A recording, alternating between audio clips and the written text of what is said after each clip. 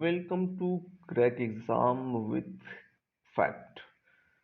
दोस्तों, आज हम अपने जीएस का टेस्ट नंबर 6 लेकर आए हैं, जिसमें हम अपने जीएस के लिए मोस्ट 40 क्वेश्चन हम कवर करने वाले हैं। 40 क्वेश्चन आपके एग्ज़ाम के लिए काफ़ी इम्पोर्टेंट रहेंगे।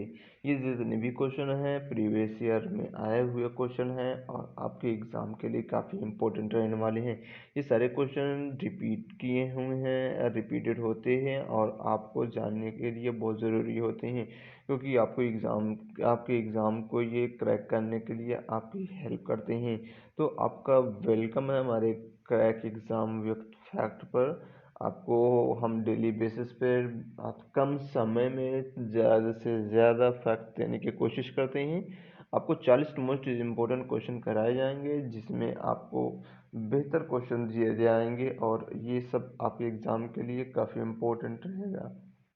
ये सारे क्वेश्चन जितने भी हैं कहीं ना कहीं एग्ज़ाम में आए हुए हैं और आपके एग्ज़ाम के लिए बहुत ही इम्पोर्टेंट होंगे।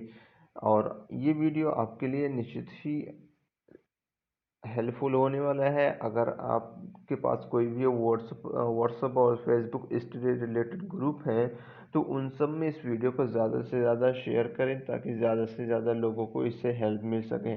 तो चलिए बिना देरी के शुरू करते हैं दोस्तों अपने फर्स्ट क्वेश्चन से। तो इसके लिए हम शुरू करते हैं अपना फर्स्ट क्वेश्चन।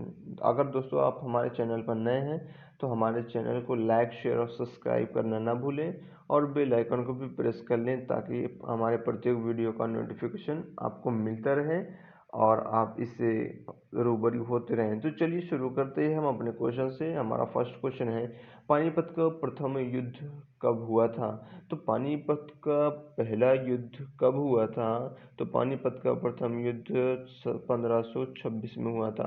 तो इस क्वेश्चन का सी ऑप्शन सही है। पानीपत का प्रथम युद्ध किसके किसके मध्य हुआ था? तो बाबर और इब्राहिम लोदी के बीच हुआ था। इसके अलावा दूसरा युद्ध की बात करें तो दूसरा युद्ध कब हुआ था? तो 1556 में हुआ था। 1556 में किससे हुआ था? तो अकबर और हेमू के बीच में हुआ था। इसके अलावा थर्ड वार की बात करें तो तीसरा युद्ध हुआ था 1761 में हुआ था। 1761 में किससे किससे हुआ था? तो अहमद शाह अब्दाली और मराठों के बीच हुआ था। तो ऐसे ऐसे दोस्तों इस तरीके से हम आपको क्वेश्चन कराने वाले हैं, जिससे आपको एक क्वेश्चन से कई सारे इम्पोर्टेंट फैक्ट भी मालूम हो जाए। ओके, तो चलिए दोस्तों हम अगले क्वेश्चन पे चलते हैं। नेक्स्ट क्वेश्चन है हमारा, अगला क्वेश्चन पे हम बात करते हैं। तो अगला क्वेश्चन है हमारा, ग्रैंड ट्रंक रोड का निर्माण किसने किया था? तो ग्रैंड ट्रंक रोड का निर्माण शेर शाह सूरी के द्वारा किया था। ये सूर वंश का शासक था शेर शाह सूरी, इसके ही द्वारा ग्रैंड ट्रंक रोड का निर्माण किया गया। तो ये ग्रैंड ट्रंक रोड का निर्माण हमने बात किया कि किसके द्वारा किया गया था? तो शेर शाह सूरी के द्वारा ग्रैंड ट्रंक रोड का निर्माण किया गया था। ये जीटी रोड, जिसे हम ग्रैंड ट्रंक रोड कहते हैं, इसे शेर शाह सूरी के द्वारा निर्माण किया गया था। तो शेर शाह सूरी कब शासक बना था? तो ये लगभग 1540 में शासक बना था। किसको हराया था? तो हुमायूं को हराया था।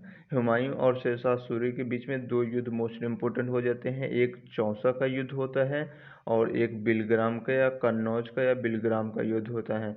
बिलग्राम चौसा का युद्ध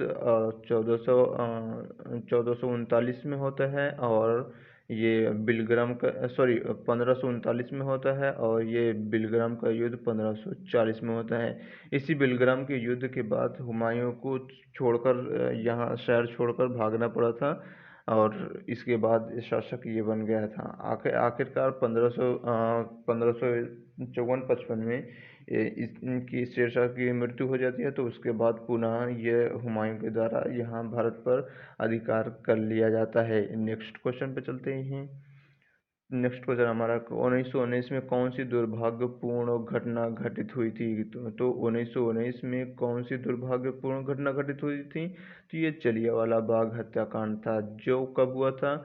सवाल पूछा जाता है कब हुआ था, तो 13 अप्रैल 1919 को हुआ था। 13 अप्रैल 1919 को हुआ था।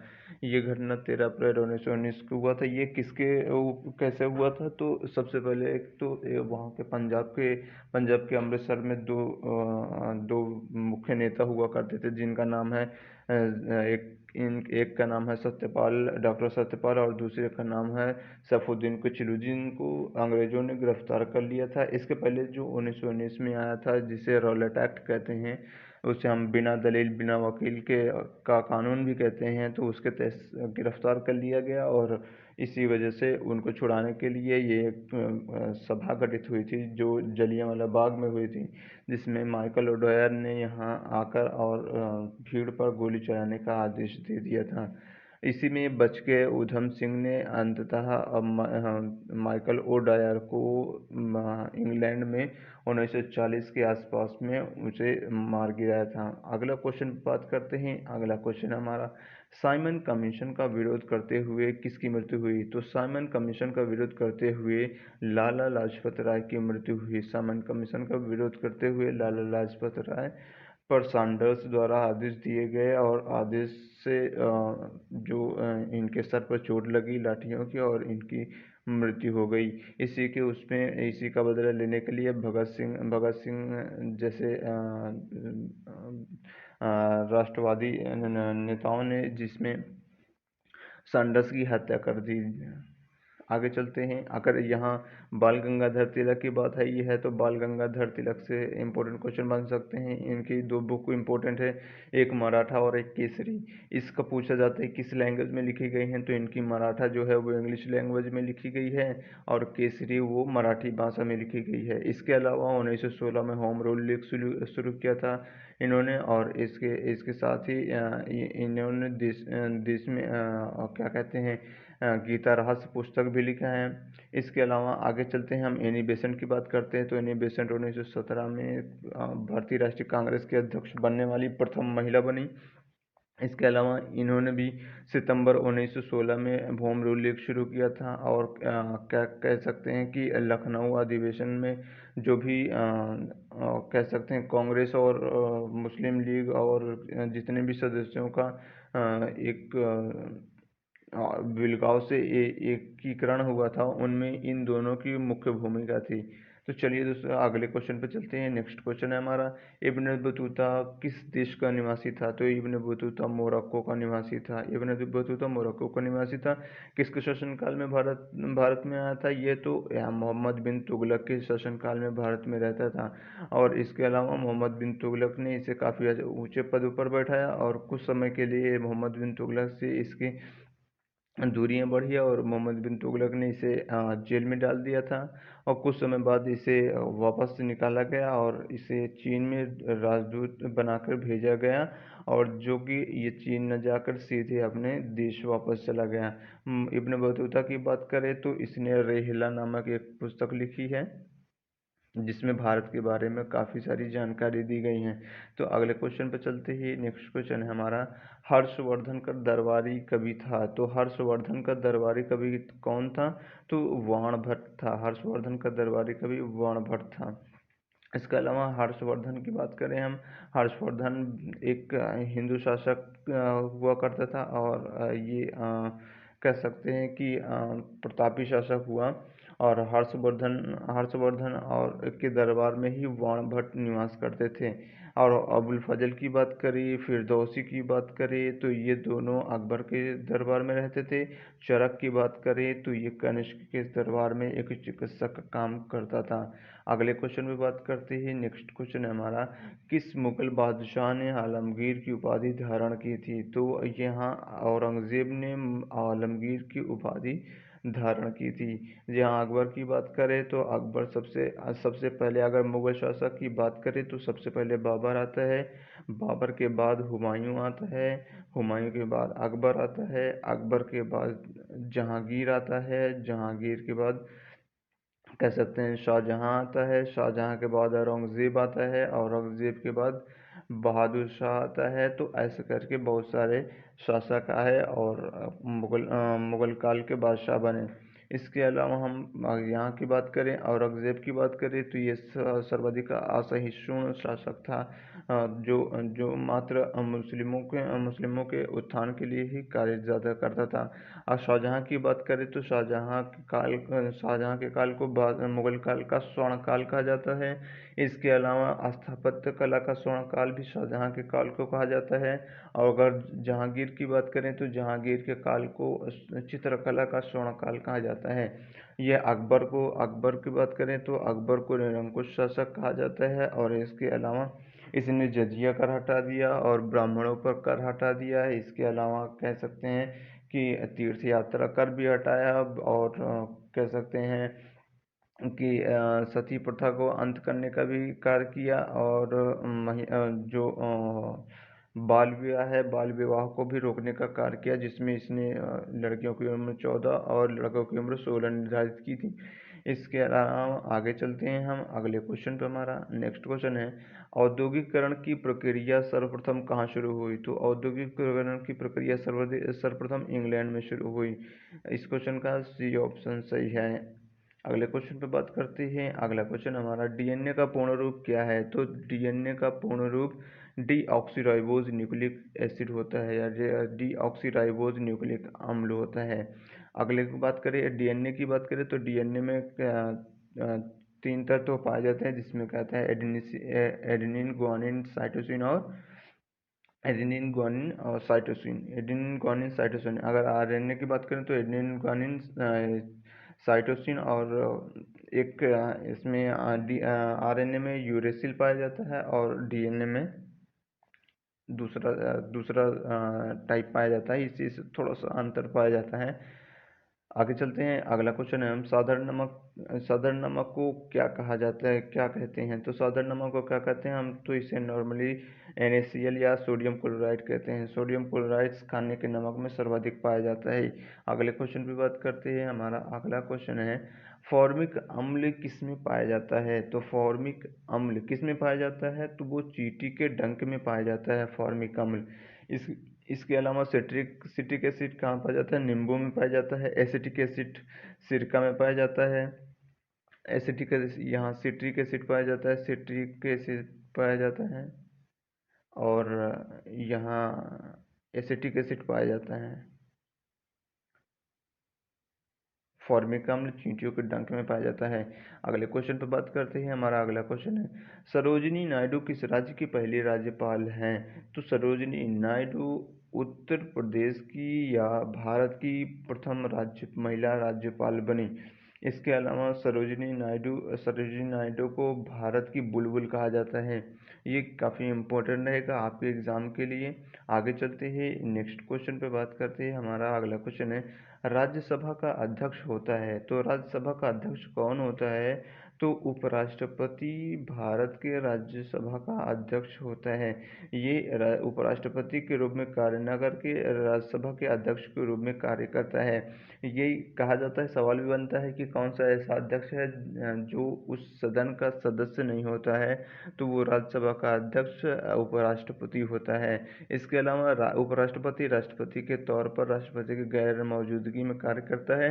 और राष्ट्रपति अगर इस्तीफा देना चाहे तो उपराष्ट्रपति को देता है, और उपराष्ट्रपति देना चाहे तो राष्ट्रपति को देता है।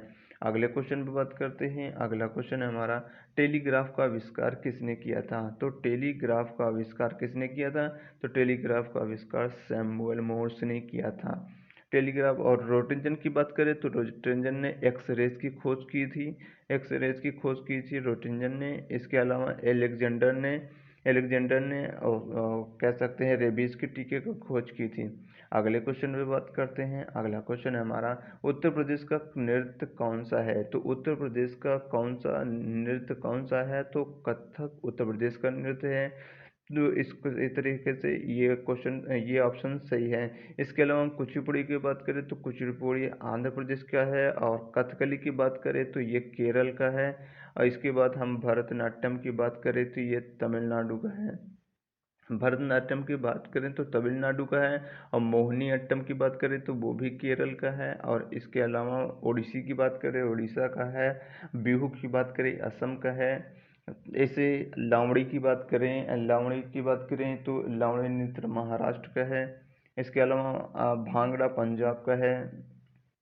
डांडिया गुजरात का है। तो ऐसे ऐसे बहुत सारे क्वेश्चन बनते हैं जो नृत्य से रिलेटेड होते हैं।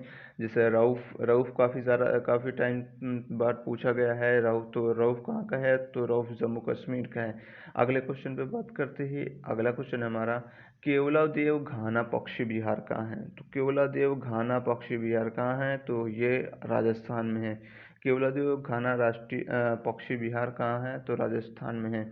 इसके अलावा हम आगे बात करते हैं। हम अगर सलीम अली पक्षी विहार की बात करते हैं तो सलीम अली काफ़ी इम्पोर्टेंट रहता है, क्योंकि सलीम अली नेशनल पार्क है और सलीम अली पक्षी विहार है। तो सलीम अली पक्षी विहार कहाँ है? तो सलीम अली पक्षी विहार गोवा में है।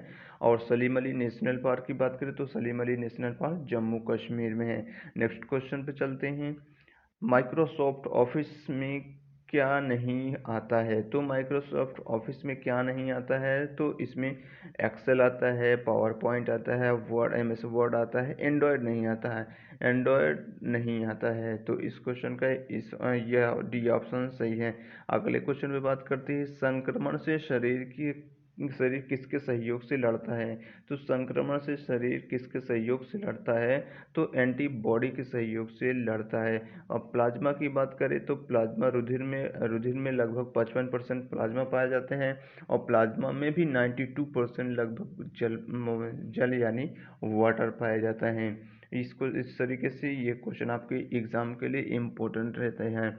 अगले क्वेश्चन पे बात करते हैं, ऑपरेशन फ्लड किससे संबंधित है? तो ऑपरेशन फ्लड दूध क्रांति से संबंधित है। यानी ऑपरेशन फ्लड कब चलाया गया? तो 1970 के दशक में ऑपरेशन फ्लड चलाया गया, जिसमें दूध दूध के उत्पादन और उसके प्रसंस्करण पर बल दिया गया है। इसके अलावा अभी हाल ही में कहें कि दूध का सर्वाधिक उत्पादन कौन करता है? तो विश्व में दूध का सर्वाधिक उत्पादन भारत के द्वारा किया जाता है। इसके अलावा हम हरित क्रांति की बात करें तो हरित क्रांति 1967 से 66, 67, 68, 69 3 साल चलाई गई है। इसके अलावा अब नई तरीके से सदाबहार हरित क्रांति की बात की गई है। हरित क्रांति में सर्वाधिक उत्पादन गेहूं का हुआ था और कुछ ही राज्यों में सीमित उसका उत्पादन, कुछ राज्यों में अत्यधिक उत्पादन हुआ, जैसे पंजाब, हरियाणा, पश्चिमी उत्तर प्रदेश आदि क्षेत्रों में ही हरित क्रांति सफल हुई थी। वर्तमान में सदाबहार क्रांति का प्रयोग किया जा रहा है, जिसमें कई सारे सब्जियों और फसलों को इसमें शामिल किया गया है। नेक्स्ट क्वेश्चन है, न्यूटन का पहला नियम क्या है? तो न्यूटन का पहला नियम जड़त्व का नियम है। न्यूटन का पहला नियम जड़त्व का नियम है, क्योंकि न्यूटन के नियम के हिसाब से कहा जाता है कि अगर कोई वस्तु विरामावस्था में है तो वो विरामावस्था में ही रहेगी जब तक उस पर कोई बाह्य बल न लगाया जाए। अगर दूसरे फोर्स की बात करें तो कहते हैं कि कोई वस्तु अगर चलंत अवस्था में है तो वह तब तक चलती रहेगी जब तक उस पर कोई बाह्य बल आरोपित करके ना उसे रोका जाए। इसके अलावा न्यूटन के तृतीय नियम की अगर बात करें तो तृतीय नियम क्रिया प्रतिक्रिया का नियम होता है। यानी कि आप अगर बंदूक चलाते हैं तो बंदूक से गोली आगे निकलती है तो आप झटके से पीछे आते हैं। बस आपकी चलती है तो आप झटके से पीछे आते हैं। अगर आप नाव से बाहर जल में कूदते हैं तो नाव पीछे हटती है। तो ये भी क्रिया प्रतिक्रिया का नियम कहलाता है। अगले क्वेश्चन पे बात करते ही, इनमें से कौन एंटी टैंक गाइडेड मिसाइल है? तो एंटी टैंक गाइडेड मिसाइल हम अग्नि को कहते हैं। अग्नि को हम दागो फियर एंड फॉरगेट कहते हैं, मतलब अर्थात दागो और भूल जाओ नाग एंटी टैंक गाइडेड मिसाइल है। और त्रिशूल की बात करें, त्रिशूल भी हमारी मिसाइल है, अग्नि भी हमारी मिसाइल है। अग्नि के हम 5 संस्करण तक बना चुके हैं। 5वां संस्करण आईसीबीएम है, यानी इंटरनेशनल कॉन्टिनेंटल बैलिस्टिक मिसाइल के तौर पर यूज होता है, जिसकी रेंज लगभग 5000 किलोमीटर है। इसके अलावा हम त्रिशूल की बात करें तो त्रिशूल एक सतह से हवा में मार करने वाली मिसाइल है। इसके अलावा आकाश की बात करें तो हवा से हवा में मार करने वाली मिसाइल है। इसके अलावा आगे चलते हैं हम। नेक्स्ट क्वेश्चन हमारा, मैक-मोहन रेखा भारत और किसके बीच स्थित है? तो मैक-मोहन रेखा भारत और किसके बीच स्थित है? दूसरा, इस क्वेश्चन में थोड़ा सा आप करेक्शन कीजिए, इसमें हम एक ई ऑप्शन भी जोड़ते हैं जिसमें हम चीन लिखते हैं। तो इस क्वेश्चन का ऑप्शन ई सही हो जाता है, चीन। चीन मैकमोहन रेखा, मैकमोहन चीन और भारत के बीच में मैकमोहन रेखा है। इसके अलावा संपूर्ण पूरे चीन के बॉर्डर पर मैकमोहन रेखा नहीं पाई जाती है। ये मात्र पूर्वोत्तर के अरुणाचल प्रदेश के कुछ हिस्सों में मैकमोहन क्षेत्रों में मैकमोहन रेखा पाई जाती है। आगे चलते हैं हम। अगर अगर हम यहाँ पाकिस्तान की बात करें तो पाकिस्तान के साथ हमारी कौन सी सीमा मिलती है? तो पाकिस्तान के साथ हमारा रेड क्लिफ लाइन मिलती है। रेड क्लिफ लाइन पाकिस्तान के साथ। और अफगानिस्तान के साथ कौन सी मिलती है? तो अफगानिस्तान के साथ डूरंड लाइन मिलती है। डूरंड लाइन के बारे में और बात करें तो जो पाकिस्तान और अफगानिस्तान की भी सीमा है उसकी भी सीमा रेखा डूरंड लाइन से ही मिलती है।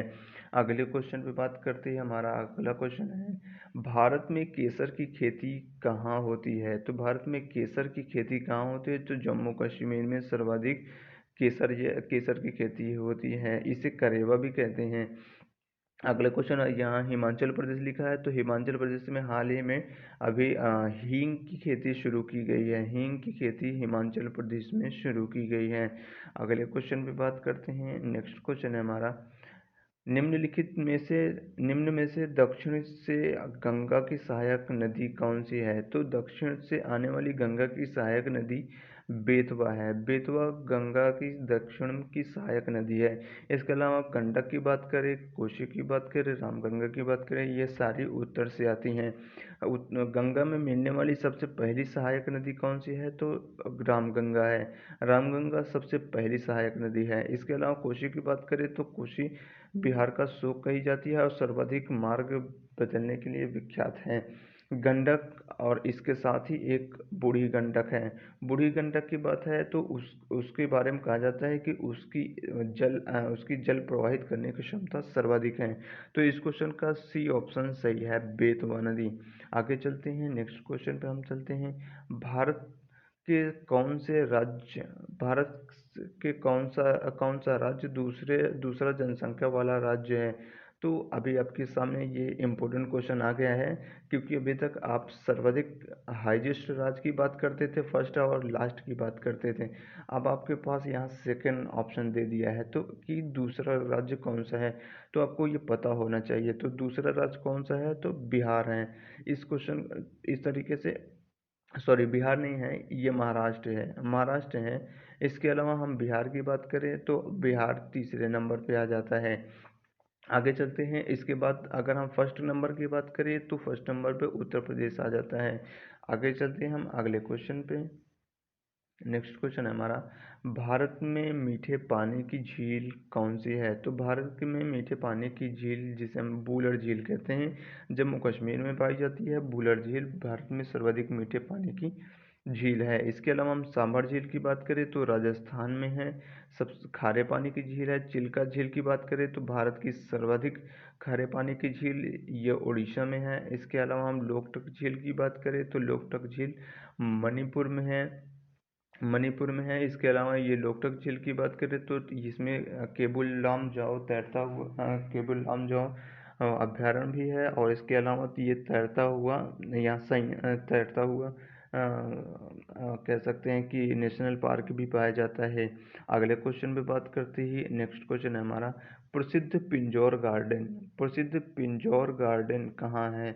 ये क्वेश्चन आपके एग्जाम के लिए काफ़ी इम्पोर्टेंट रहने वाला है। तो ये प्रसिद्ध पिंजौर गार्डन कहाँ है? तो चंडीगढ़ में है प्रसिद्ध पिंजौर गार्डन। चंडीगढ़ की बात आई है तो चंडीगढ़ खुद एक यूनियन टेरिटरी है। इसके अलावा ये हरियाणा और पंजाब दोनों राज्यों की कैपिटल भी है। अगले क्वेश्चन पे बात करते हैं। हमारा अगला क्वेश्चन है, नदियों द्वारा लाई गई मिट्टी को क्या कहते हैं? तो नदियों द्वारा लाई गई मिट्टी को जलोढ़ मिट्टी या एलुवियल सॉइल कहते हैं। जलोढ़ मिट्टी कहते हैं। ये नदियाँ पर्वत और क्षेत्र या ज़मीन या किसी ढाल को काटते हुए लाकर किसी मैदानी क्षेत्र में इस जलोढ़ मिट्टी का निक्षेप करती हैं, जिससे ये काफ़ी उपजाऊ होती है, कृषि के लिए बेहतर लाभदायक सिद्ध होती है। काली सब भारत देश में सर्वाधिक 43% के आसपास पे जलोढ़ मिट्टी पाई जाती है। फिर उसके पश्चात लाल मिट्टी पाई जाती है, ये आपका करीब 18% के आसपास पाई जाती है। फिर उसके पश्चात आपका काली मिट्टी पाई जाती है जो 15% के आसपास पाई जाती है। फिर उसके बाद लैटेराइट मिट्टी पाई जाती है। अगले क्वेश्चन पर बात करते हैं। नेक्स्ट क्वेश्चन है हमारा, किस देश किस शहर को धरती का स्वर्ग कहा जाता है, यानी कि किस शहर को धरती का स्वर्ग कहा जाता है। तो कश्मीर घाटी को धरती का स्वर्ग कहा जाता है। कश्मीर घाटी जम्मू कश्मीर में पाई जाती है और उसे ही धरती का स्वर्ग कहा जाता है। अगले क्वेश्चन में बात करती है, प्रसिद्ध पुस्तक राजतरंगिणी किसने लिखी है। तो राजतरंगिणी किसने लिखा है, तो राजतरंगी कल्हड़ ने लिखा है। विद्यापति की बात करें तो इन्हें मैथिली कोकिल भी कहा जाता है। आज आगे चलते हैं हम अगले क्वेश्चन पे। नेक्स्ट क्वेश्चन है हमारा, तोप की तुलगमा पद्धति किस शासक के समय विकसित हुई। तो तुलगमा पद्धति किस शासक के समय विकसित हुई, तो ये बाबर के समय विकसित हुई। तो बाबर ने ही इसका प्रथम प्रयोग किया था जब पानीपत का प्रथम युद्ध 1526 में लड़ा गया है और इब्राहिम लोदी और बाबर के बीच ये दोनों युद्ध लड़े गए। इसी में बाबर ने इस पद्धति का प्रयोग कर भारत को जीता था। नेक्स्ट क्वेश्चन की बात करें, ब्रह्मोस सुपरसोनिक क्रूज मिसाइल की रेंज क्या है। तो ब्रह्मोस सुपरसोनिक क्रूज मिसाइल की रेंज 290 किलोमीटर है। 290 kilometre BrahMos supersonic cruise missile की रेंज है। आगे चलते हैं अगले क्वेश्चन पे हम चलते हैं, उरल के पहाड़ कहाँ स्थित हैं। तो उरल के पहाड़ कहाँ स्थित हैं, तो ये कहाँ स्थित हैं, तो रूस में स्थित हैं। रूस में उरल के पहाड़ स्थित हैं। लेक बैकाल बैकाल भी स्थित है। इसके अलावा रूस सर्वाधिक उत्तर में पाया जाता है। आर्कटिक क्षेत्र में भी इसका कुछ हिस्सा पाया जाता है। आगे कजाकिस्तान लिखा है, तो यूरेनियम का सर्वाधिक भंडार कजाकिस्तान में पाया जाता है। चीन की बात है तो चीन विभिन्न फसलों के उत्पादन में और विभिन्न उद्योगों के क्षेत्र में फर्स्ट नंबर पे है। इसके अलावा जापान की बात करें, जापान में सर्वाधिक औद्योगिक क्षेत्र आगे हैं। आगे चलते हैं हम अगले क्वेश्चन पे, वरुण सैन्याभ्यास किस देश के बीच होता है। तो वरुण सैन्याभ्यास भारत और किस देश के बीच होता है, तो भारत और फ्रांस के बीच वरुण सैन्याभ्यास किया जाता है। अगले क्वेश्चन की बात करते हैं। हमारा अगला क्वेश्चन है, अरावली की सबसे ऊंची चोटी कौन सी है। तो अरावली की सबसे ऊंची चोटी गुरु शिखर है। अरावली की हम बात करें तो अरावली विश्व की सबसे पुरानी श्रृंखलाओं में से एक है और उसकी सर्वाधिक ऊंची चोटी गुरु शिखर है। और ब्रह्मगिरी की बात करें, ब्रह्मगिरी महाराष्ट्र में है। नोकरेक की बात करें तो नोकरेक असम नोकरेक मेघालय में है। धौलाधर की बात करें तो ये एक कह सकते हैं कुमायूं हिमालय में ये पाई जाने वाली एक चोटी है जो धौलाधर धौलाधर है। धौलाधर इसके अलावा हम यहाँ अरावली की बात कर रहे हैं तो अरावली भारत और विश्व की सर्वाधिक पुरानी श्रेणी है। आगे चलते हैं हम अगले क्वेश्चन पे बात करते हैं। दोस्तों अगले क्वेश्चन पे चलने से पहले अगर आप हमारे चैनल पर नए हैं तो हमारे चैनल को लाइक शेयर और सब्सक्राइब करना ना भूलें। ये सारे जितने भी क्वेश्चन कराए जाते रहे दोस्तों आपके एग्ज़ाम के लिए इम्पोर्टेंट रहने वाले हैं। ये आपके एग्ज़ाम में आए हुए प्रश्न हैं और आपको चुनिंदा प्रश्न कराए जा रहे हैं जो आपके एग्ज़ाम में रिपीट हुए हैं। उन्हीं उन्हीं वैसे ही ये प्रश्न कराए जा रहे हैं आपके लिए जो इम्पोर्टेंट होने वाला है। तो दोस्तों अगर आप हमारे चैनल पर नए हैं और आप दोस्तों के साथ भी इस वीडियो को शेयर करें, उन्हें भी लाइक शेयर और सब्सक्राइब करने के लिए कहें। अगले क्वेश्चन पे चलते हैं हम। अगला क्वेश्चन है, कोयना झील किस राज्य में है। तो कोयना झील किस राज्य में है, तो वो महाराष्ट्र में है। इसकी बात करें तो ये मेट्रोटिक लेक भी है जिसे कहते हैं उल्कापाती झील भी है। इसके अलावा हम आगे चलते हैं नेक्स्ट क्वेश्चन पे, खांसी जयंतिया हिल्स कहाँ है। तो खांसी जयंतिया हिल्स कहाँ है, तो ये उत्तराखंड में पाई जाती हैं।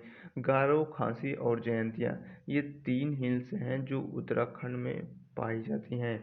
अगले क्वेश्चन पे बात करते हैं। अगला क्वेश्चन है हमारा, भारत का जीरो माइल सेंटर किसे कहा जाता है? तो जीरो माइल सेंटर किसे कहा जाता है? तो महाराष्ट्र के नागपुर को जीरो माइल सेंटर कहा जाता है। ये क्वेश्चन आपके एग्जाम के लिए काफ़ी इम्पोर्टेंट रहेगा।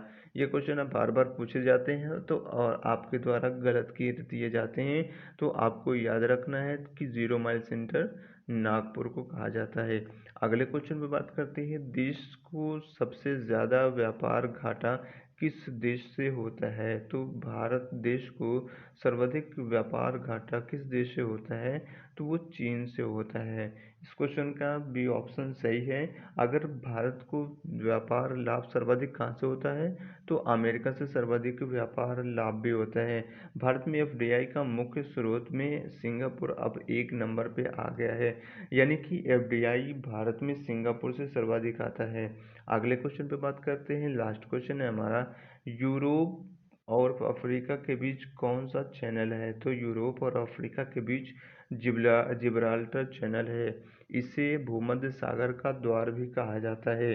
जिब्राल्टर जल संधि भूमध्य सागर और अटलांटिक महासागर को जोड़ने का भी कार्य करता है। इसके अलावा बेरिंग की बात करें तो बेरिंग यूरोप और अमेरिका एशिया और